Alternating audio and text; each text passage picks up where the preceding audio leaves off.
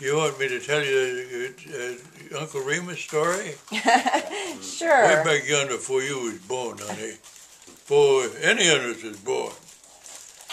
The animals, they had sense, same like us folks is. It was touch and go too with them, kid.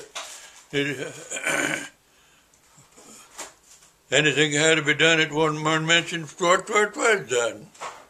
One day old Mr. Dog was talking to Sister Cow, and they allowed that they ought to have an assembly.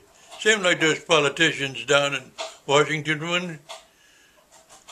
Well, they got together and they sent out invitations, and the animals, they come.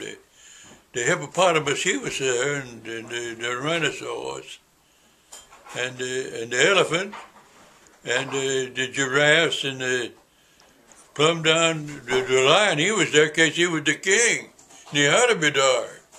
And the cows and the horses and the sheep and the plumb down to the crawfishes, they was there.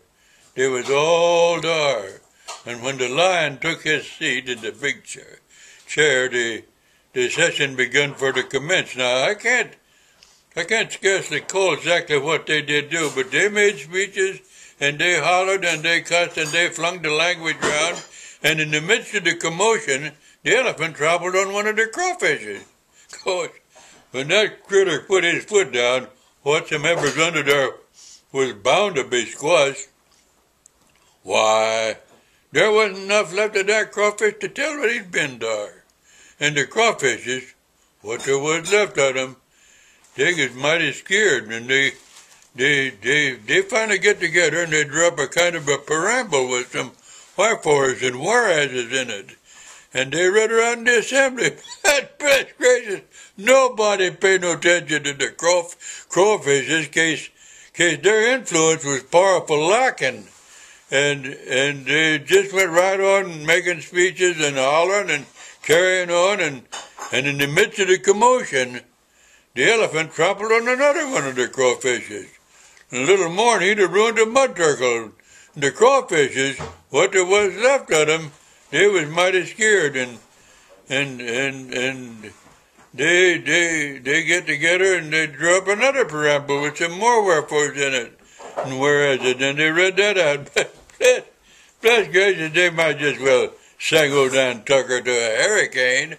Why, the crawfishes, what there was left of them, they was mighty scared, and they finally get together and they smiled at the mud turtle and the spring lizard, and then they started boring little holes in the ground, and they bored, and they bored, and they bored, whilst they unloosed the fountains of the earth, and the water squirt out, and it rose higher and higher and higher till the hills was all covered, and the animals, they all drowned, and all because they left on that they was more important than the crawfishes.